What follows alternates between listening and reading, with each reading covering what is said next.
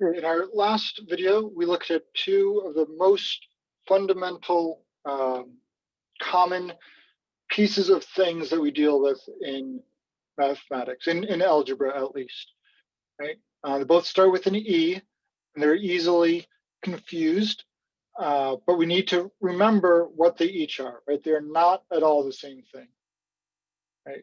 Of course, I'm talking about expressions and equations. So do you remember my definitions? An expression is a meaningful,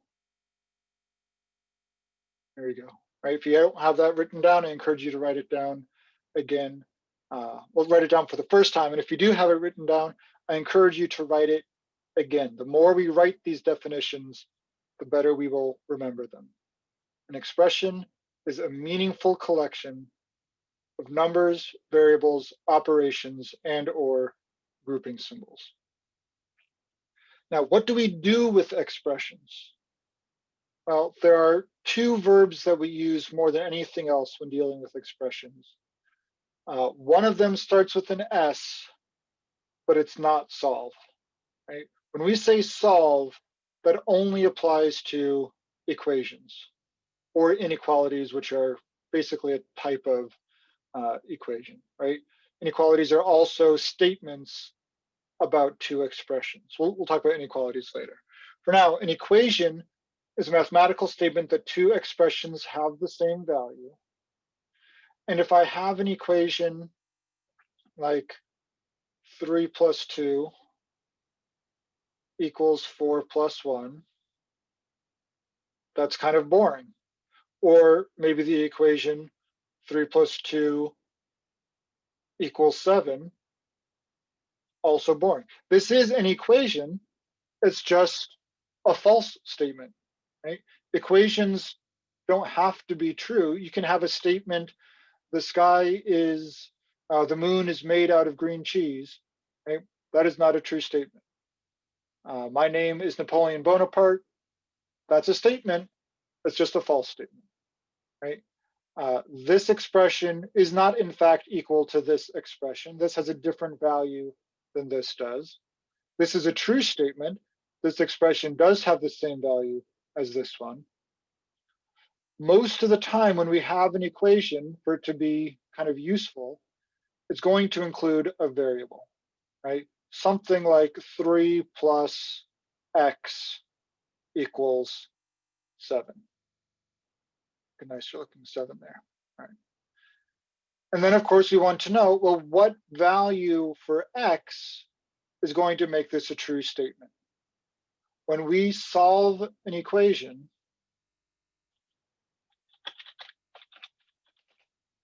that means we find the value, and sometimes there's more than one value, of the variable. And especially as you get more advanced, sometimes you'll have equations with more than one variable. Right? Find the value of the variable. Move this down so it fits a little better. That makes this statement true. Right? Find the value or values of the variable or variables that make the statement true. If there's only one, then it's makes. If it's two values, then it's make. The English language is a little bit screwy the way those S's work.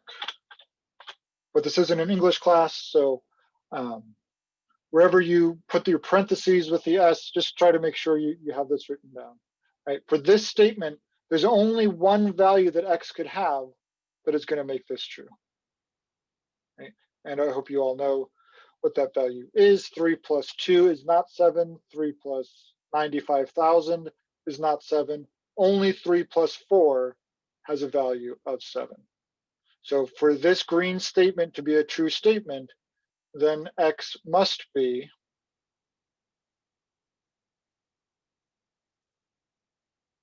4. X must have the same value as 4. So you could say the solution is 4. Right? So there's technically another definition here. solution that is the value itself.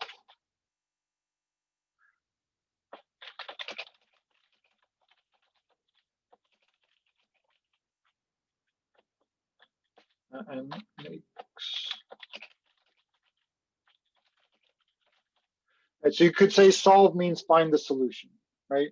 So solve is a verb. We're doing something, we're finding the value of the variable that makes it true. The solution is that value, right? So the solution is the noun. 4 is the value. That's a bad looking circle. There you go. 4 is the value for this variable that will make this a true statement. Now, as our equations get more complicated, we need strategies for solving those equations, and we'll get into that as we go through the course. But this is what we're doing with equations, right? We are solving them, we're finding the values of the variable that make those statements true. Now, in order to do that, we need to do something with 3 plus 4. How do I know that 3 plus 4 has the same value as 7? I need to perform this operation. And that actually gets its own fancy name, right? So with expressions like 3 plus 4, the expressions, we're doing two things. We are either evaluating or we are simplifying. And so long as we only have numbers in our expressions, they basically mean the same thing, right? Evaluate, you can see that word value in the middle there. Evaluate means find the value of the expression. So what is the value of 3 plus 4? That has a value of 7 because I know if I count 3 and then I count it again, 4, 5, 6, 7, I wind up at 7, right? That's our definition of addition. But if I have 3 plus x, I don't know the value of this expression. I can't evaluate this unless someone tells me, by the way, x has a value of 4. Then I can replace this x with, change colors here, with a 4, and then I can go ahead and evaluate, right? So a variable like x, so many words to understand what they mean, right? A variable, the most common way of thinking about it is a symbolic representation of an unknown quantity, right? But not necessarily unknown, right? In this case, in the original red expression, I don't know the value of x. But then we're told x is equal to 4, so it's no longer unknown, right? So it could be unknown, or it could just be unspecified.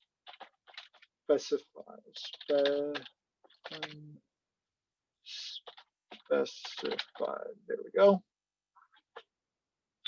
An unknown or unspecified quantity. And that's where we get expressions or variables that include, expressions that include variables like 2L plus 2W, which you may recognize, or A squared plus B squared equals C squared, right? It's not that I don't know A, it's that this relationship is true for any right triangle, for A and B being the sides, the short sides, and C being the hypotenuse. But I'm just not talking about one particular right triangle. I'm talking about this in general. Here I'm talking about the perimeter of all rectangles. I'm not just talking about one particular rectangle. Here, I haven't specified the value of X. I haven't told you its value. I knew it, I just didn't tell it to you from the beginning, right? So basically it's a symbol that's representing a quantity, but not necessarily the same quantity every time. This symbol always represents the quantity of 3. This symbol, the quantity is going to change based on circumstance. All right, so we've got a variable. Evaluate means find the value of the expression. Sometimes we can do that because we know all the numbers. Sometimes we can't because we've got variables involved. In that case, we can at least simplify. And simplify means perform all possible operations. In the case of 3 plus 4, there's only one operation there, addition, we can perform that. Great, it's the same as evaluate. In the case of 3 plus x, I can't perform that sum without knowing the value of x, so there's nothing I can do. If I look at a third expression, let's say 2 plus 1 plus x, I can perform this addition. I can simplify that. 2 plus 1 plus x is the same as saying 3 plus x, right? If I go 2 plus 1 more, I know that has a value of 3, so I can just start at 3 instead of 2 plus 1, right? The second version is more simplified than the first version. So that's basically what we mean by simplify, perform all possible operations. Now, we do, again, have to be a little more technical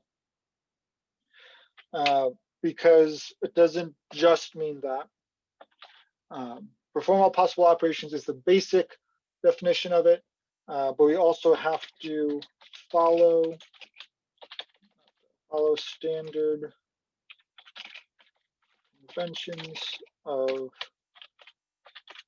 mathematical syntax.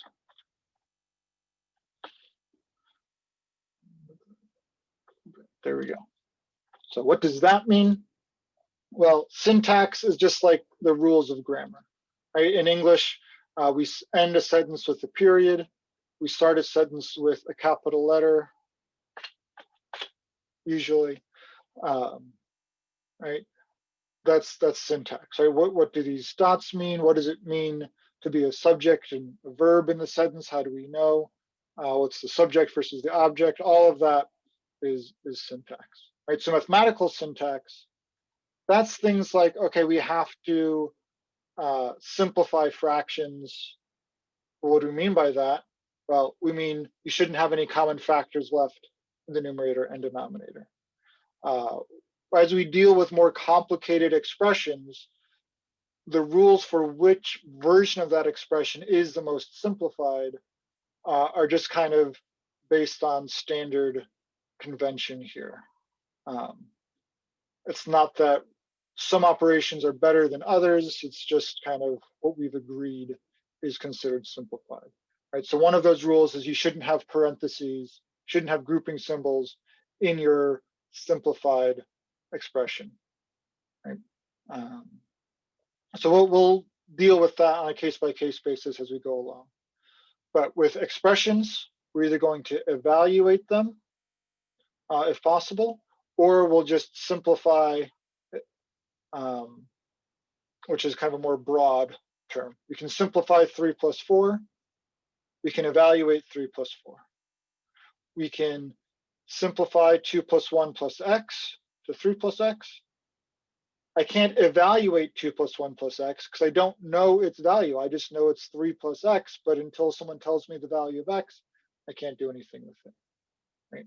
I certainly can't solve 3 plus x because it's not making a claim.